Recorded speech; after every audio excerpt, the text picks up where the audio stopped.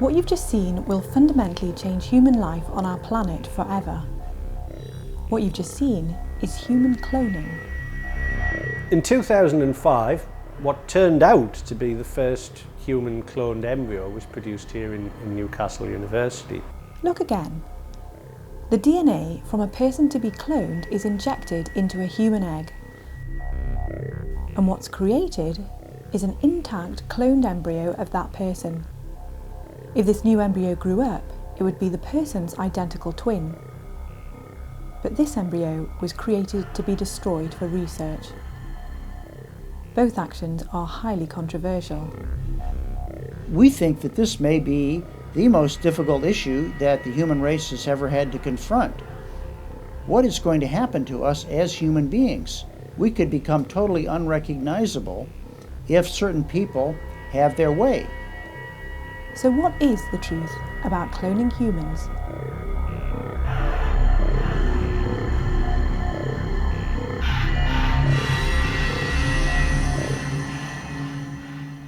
In the next half hour, we'll explore how our stance towards cloning reflects our understanding about the nature of both society and science. Some fundamental questions will be raised. Are embryos one of us or not? Should they have the same protection of law as anyone else? But if not, what stops us from deciding that others are not one of us either? Is the need to find cures being used to justify scientific research that goes too far? Clearly, there are some things we shouldn't do, despite the scientific advances. And what's the truth about the potential benefit of cloning and embryonic stem cell research? Is this research going to save lives? And finally, where will this lead? Some are worried that purely cost-benefit ethics will lead to a new kind of medical totalitarianism.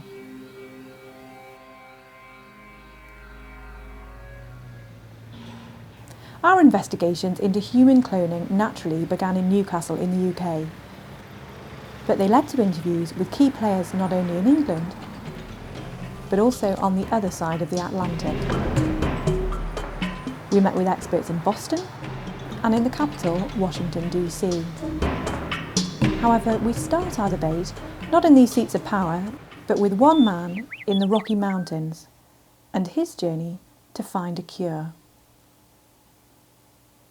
In 1997, I was driving on the interstate in Montana. While driving, I fell asleep and my truck drove off the road and it rolled over the side of a mountain. And I wasn't found until 14 hours later, and basically I spent the night in a truck upside down in the mountains. I had a massive head injuries and loss of blood and several broken bones around my body, so it was touch and go whether or not I'd survive. So it was actually 36 hours after the injury when they found that I had a damaged spinal cord.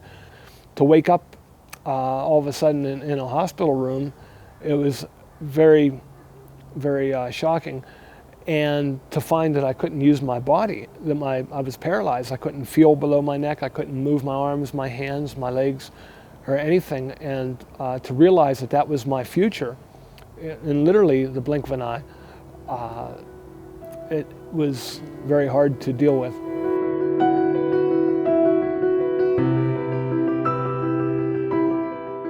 Jim's injury prompted a new direction for his life, to search for a cure. Spinal cord injury has not been a good experience for me. Some people are able to move on after they suffer some type of a disabling condition and rebuild their life in new directions. I've been very stubborn in trying to do whatever I can. The focus of my life has been to recover the life that I had before my injury, because I believe that I can walk again and it is possible to cure spinal cord injury. So as a result, It's changed the direction of my life, becoming obsessive with research-related issues, studying science, studying spinal cord injury and neuroscience, and lately stem cells and cloning.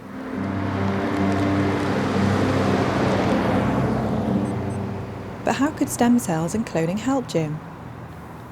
Well, stem cells excite people because they give us an opportunity to do things in medicine which we've never been able to do before. For curing spinal cord injury, what's going to need to happen is the injury site is going to have to be bridged. The idea of stem cells in general would be to go in and repair or replace the damaged tissue. Given the right signal, a stem cell can form any number of specialized cell and tissue types. The two main types are embryonic stem cells and adult stem cells. Adult stem cells come from different parts of the adult body and also the umbilical cord. Embryonic stem cells come from an early embryo, which is like a hollow ball with stem cells inside. To get these stem cells, the embryo must be broken open and so destroyed. But where does cloning fit in? The theoretical idea behind therapeutic cloning would be to create your identical twin through this cloning process so that they could get embryonic stem cells that would match you and hopefully not be rejected in a transplant. You start to produce mini-me, and at a very early stage you take out stem cells which you then use to grow your human organ. But this is no longer science fiction. Cloning has already been done in the UK. Well, this is quite a famous machine in many respects because it's the one that we used to develop the first cloned human blastocyst in 2005. To make a cloned embryo, we need to have a human egg. Using this tool here, we can cut a hole in the outside surface of the egg so that we can pull out its nucleus by applying pressure. Once we've done that, the egg can be injected with the cell from a human or whichever animal we choose. Then we transfer it to machinery which we can use to fuse and activate that egg so that it will develop into an embryo from which we can extract embryonic stem cells. So with cloning, the idea is that you take a human egg, you remove its nucleus, and instead you inject the DNA from a person to be cloned. This turns it from being an egg into a cloned human embryo. It then develops and produces stem cells which can be removed. However, some have grave concerns about this process. There are huge problems with therapeutic cloning. I think it's unsafe, it's unproven, it's unnecessary, it's unethical, and it's also dangerous as well. Most people in the UK don't realise quite how far out policy is in the UK. Not simply vis-à-vis conservative Catholic states or America, but vis-à-vis almost all European countries.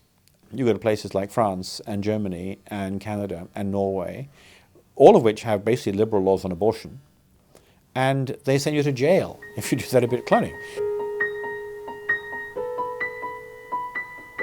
So what are the ethical problems with cloning? With cloning, your whole purpose in creating this new life is not to allow it to grow and survive.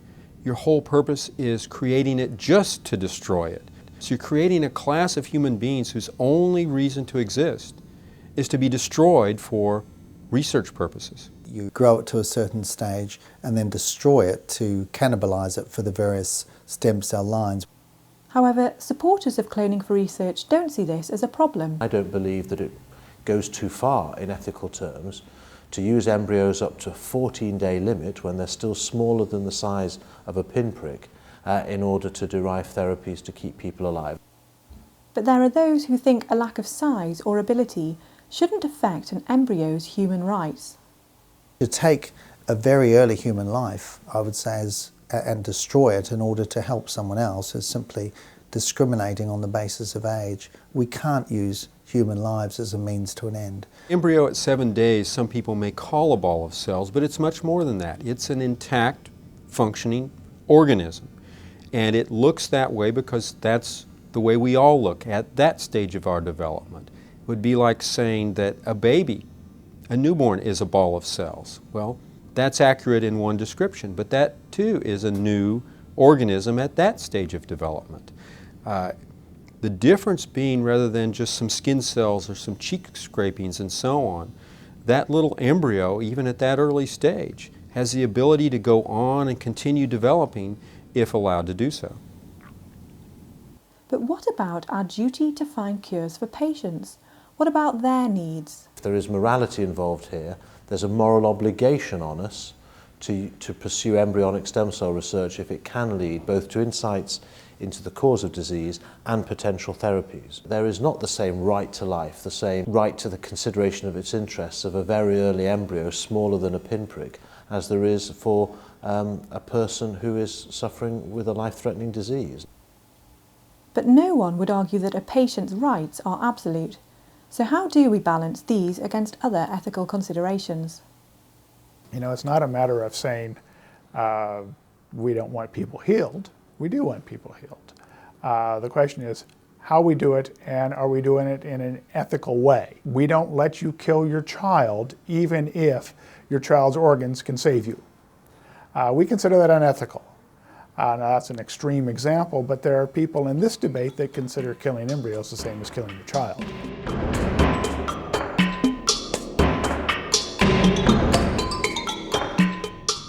So, it seems clear that our treatment of the early embryo is at the heart of the cloning debate. But are there other reasons to object to cloning? Evan Harris thinks not. Absolute respect for the embryo from the moment of conception is a religious view. It's not a mainstream ethical view, in my opinion, and isn't a good enough reason to prevent this research being done in this country, and I think other countries will see that themselves in due course. Yet there are significant numbers who do object to cloning for research for other reasons. One of the objections to cloning research is that it will lead to cloned humans actually being born, so-called reproductive cloning. But the cloning researchers say this won't happen. Reproductive cloning, as it's called, the actual implantation of a cloned embryo into a human female, is expressly forbidden under international law, and for very good reasons. Everybody says, oh, we're against making whole human clones. But you can't tell the difference between an embryo designed for stem cells and an embryo designed to become a baby. They're the same embryo. Once you've opened the floodgates to allow therapeutic cloning to take place, you've also opened them for reproductive cloning, regardless of what any government might want to do to pass a law to stop reproductive cloning. If it took 277 attempts to produce Dolly the sheep, and it's even more difficult to produce a human clone, no one's done it yet, then how many hundreds, thousands, tens of thousands of human beings have to die in the process of just getting there? But maybe this risk of research cloning being abused is worth taking. With any scientific development, knowledge is always a double-edged sword. There's nothing to stop someone trying this outside of the law, but that, to my mind, is not sufficient reason to restrict the technology involved in therapeutic cloning because of the great potential benefits that accrue to mankind.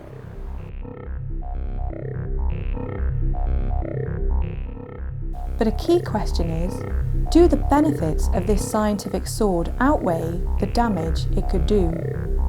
A major fear is that cloning will reintroduce eugenics and human genetic engineering into our society.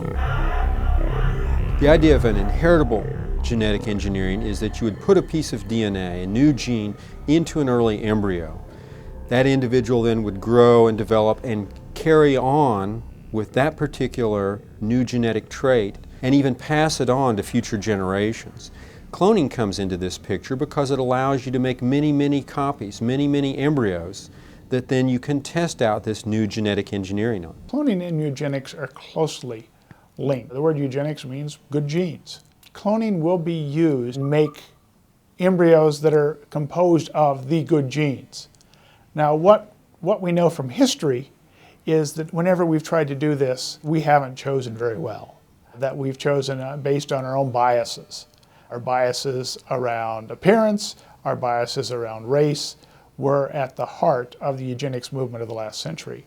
This was what the Germans did, but it wasn't their idea. They took this from America and from the UK, beginning of the 20th century. Instead of sterilizing people so they can't produce, we're now going to produce the embryo that is the right one in the first place. People do raise worries about whether there's genetic modification to the genome, to the human germline, if you like, genetically speaking. The objection is using artificial means in order to do this, and I agree that's an ethical question. I don't, however, think that there's a huge risk from stem cell work or therapeutic cloning in respect of this. Others, however, disagree. Most cloning, I think, will actually be done with genetic modifications as the reason for the cloning. One of the things that most people missed because the press really didn't tell them was that Dolly was a hybrid animal. Dolly's mother had been genetically engineered with human genes in her. And environmentalists have fears about the long-term consequences of human genetic engineering. We seem unwilling to learn from the lessons of invasive species of the past 100 years, and we're ready to start practicing it on ourselves now. If you've genetically engineered your offspring with inheritable characteristics, they are passed down, and if one of these is not functioning well with the other genes and so forth, you can't say, whoops, made a mistake. I don't think we want to start knocking out genes or putting in new genes that we don't know the long-term consequences of. It's for all time, folks. Do we really think we have enough knowledge to remake millions of years of evolution of living organisms with less than 1 century's worth of scientists who are trying to understand what's going on? However, supporters of research cloning argue that the current regulatory system makes these worries unnecessary anyway. If it were possible to do that experiment, to inject human embryonic stem cells into human embryos, we could produce germline genetic engineering. But that is expressly forbidden by international law. Before scientists can do research, they have to show that there is validity in the research in order to get funding. And in this area, if they're using human embryos, they have to show the Human Fertilization Embryology Authority that it is good science and necessary science and there's no alternative. So it's self-fulfilling. Only relevant, appropriate science will be done in this area because it's so closely regulated. However, a recent scandal over cloning in Korea might suggest that regulation is not always infallible. Just a year ago, we had a huge scandal in South Korea where Professor Hwang, who'd been feted around the world because of apparently successful experiments in cloning human embryos, his work was found to be fraudulent. They had exploited over 200 women for their eggs. And it's not an accident, as far as I'm concerned, that the California Stem Cell Authority is locating its offices in San Diego, right on the Mexican border. One of the main arguments used in favour of cloning and embryonic stem cells is that it will save lives, as Evan Harris explains. Those people with very strong religious views who object to the use of embryos full stop, and they should have the right to refuse treatment that might save their lives. That is their right. They shouldn't deny it to other people without a better reason. But can this research save lives? No cures provided by embryonic stem cells. There's not even a single patient that's been treated yet because after 25 years of research, you still can't show that embryonic stem cells are safe or that they're effective, even in the animal studies. People can be very desperate to have cures for themselves or cures for their family members. You know, my mother died of Alzheimer's disease. My father has Parkinson's disease and diabetes. These are 3 of the diseases people talk about. You know, I know personally how tragic these diseases are. I also know there's nothing in this research that's going to help even my generation. When I studied embryonic stem cells, I became very concerned because I realized that there were huge safety issues that had to be overcome before they could have any medical application at all. When they're put into experimental animals, they tend to form tumors just as much as they form a cell or tissue, and they don't tend to repair the damage that we're after. But does cloning improve the likelihood of successful treatments? If embryonic stem cells have an unlikely chance of treating patients anytime soon, therapeutic cloning is orders of magnitude less. And there are many problems associated with that. The cloning process causes additional genetic defects that are cancer-causing and will take additional years and even decades to overcome. Dr. Lyle Armstrong does admit some of these difficulties, but he sees other benefits from the research. There is many years of research to undergo to actually produce any therapeutic benefit from embryonic stem cell technology. But to my mind, that's worth doing because we can grow huge numbers of these cells. Whereas with adult stem cells, we're a bit more restricted in our ability to grow large numbers of these things. It's unlikely that nuclear transfer or cloning is ever going to have significant medical impact on its own. But as a means of understanding how to reprogram your own cells to make them stem cell-like, then it has a lot of value.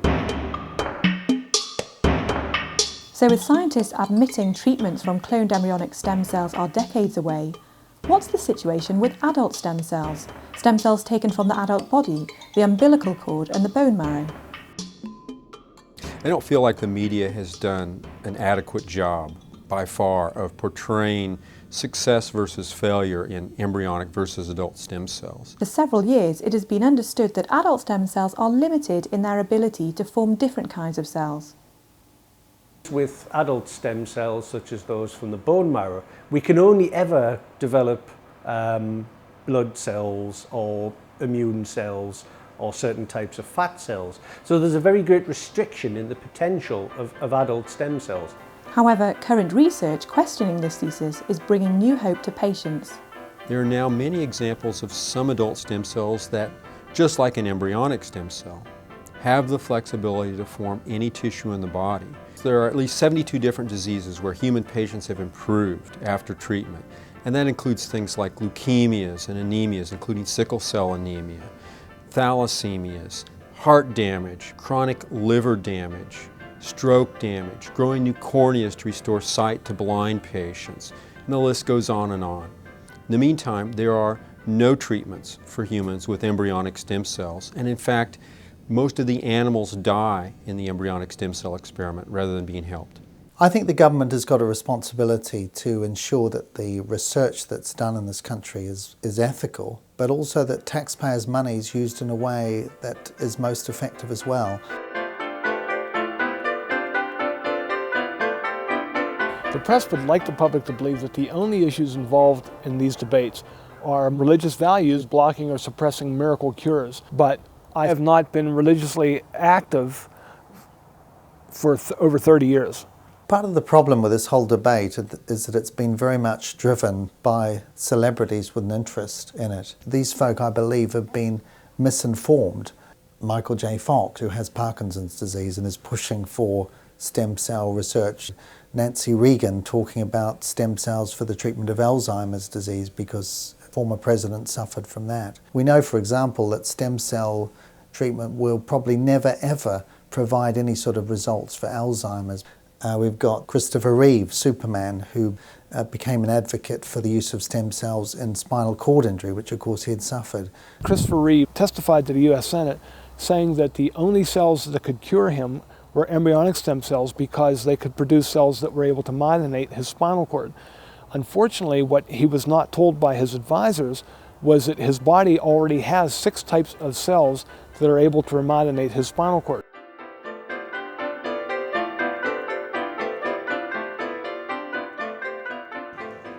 Jim Kelly actually met Christopher Reeve in 2002. But the incredible story of what happened at that meeting illustrates just how much is at stake in this debate. In 2002, I met Christopher Reeve in a debate at the New York Academy of Sciences. He specifically asked me where adult stem cell treatments were taking place for motor neuron disease and for spinal cord injury. When I tried to tell Mr. Reeve, the moderator of the debate said that I'd have to answer later because we had to move on. However, when I tried to answer Mr. Reeve at the end of the debate, the moderator came up from behind me and amazingly put his hands over my mouth and clamped my arms to my side in a bear hug that kept me from being able to answer Mr. Reeve. And this was in front of 55 reporters. While this was occurring, the side door opened and Mr. Reeve's handlers came out and grabbed his wheelchair and wheeled him from the room. And finally, I was able to get the moderator's hands from over my mouth, and I turned to look at the room full of stunned reporters that for basically 2 or 3 minutes, no word was said. I just was completely stunned. We've got to see here that there are very real vested interests, not just commercial vested interests in the biotech industry, but I think also the interests of prestige from a government that wants to make a name for itself. When I finally could speak, I asked the moderator why he did that, and he told me that he was afraid that I was going to attack Christopher Reeve. In my opinion, it happened because Mr. Reeve was very valuable to the biotech industry. If Mr. Reeve began to doubt the medical worth of what was being used to promote, it would have been a huge blow to the scientific and biotech industry. We have a saying in the United States, follow the money. And if you follow the money, what we're talking about is who gets to make a lot of money. Real potential of embryonic stem cells and human cloning is its patent potential. They offer far more potentials for research and for usage patents than adult stem cells or cord blood. The embryonic stem cell lobby is trying to make a marketable product that they can sell to everybody. The adult stem cell therapies are frequently patient-specific, so it's my stem cells curing me rather than a product that you can buy off the shelf. So with such division of opinion about the ethics and likely success of cloning for research, it's inevitable that there are conflicting opinions on UK policy on this issue. But how do we compare to the rest of Europe? It's very easy to do research in embryonic stem cells in England, well, the whole of the UK. It's not so easy, for example, to do this in Europe. Britain's regarded pretty much as a rogue state in the rest of Europe because we've embraced this technology. I don't think Britain is at all a rogue state. I think it's doing ethical research, and I think it's doing research that will benefit people not just in this country but elsewhere. One thing is certain, however. Current UK regulations are at odds with the worldwide majority opinion on cloning. The UK is out of sync with the United Nations Declaration because the United Nations Declaration bans all human reproductive and therapeutic cloning. And in the UK, only reproductive cloning is banned. Therapeutic cloning is part of the system. Many motions of the United Nations will express a view of a number of countries. They're entitled to do that, but we're not bound by such UN declarations. But the UK lost by a vote of almost 3-1. And so global opinion is now very firmly set against therapeutic cloning. The fact that other countries choose not to allow this research is a matter for them. And where is the research heading in the UK? Here in Newcastle, we have recently applied for a licence from the Human Fertility and Embryology Authority to use animal eggs to investigate how we can clone humans. Now, by that I don't mean that we want to produce babies with cows' horns or women that go moo, for example. We want to investigate how the egg is capable of reprogramming a somatic cell, a cell from the skin or the blood or whatever. Well, there has been a recent application to the Human Fertilisation and Embryology Authority to create human-animal hybrids, and this is certainly an issue, an application that should be before Parliament for debate before anybody else looks at this at all. And what about the one man in the Rocky Mountains, looking for a cure? Where does his future lie? My hope for walking again and for having my spinal cord healed definitely do not lie in embryonic stem cells and human cloning. There are avenues that involve adult stem cells and adult regenerative tissue that can be taken out of my nose that offer far more potential, that have shown in side-by-side tests that they're more effective, and it can offer foreseeable hope. And like I say, I want to walk again, and so I'm fanatically obsessed with understanding the science and promoting practical research. So, the big question that faces us all is, where will this lead? Will our future be one of personalised cures for everyone, or eugenics and medical totalitarianism? We can't ignore the fact that this science is always leading us somewhere. But the question remains, is that a place that we want to go?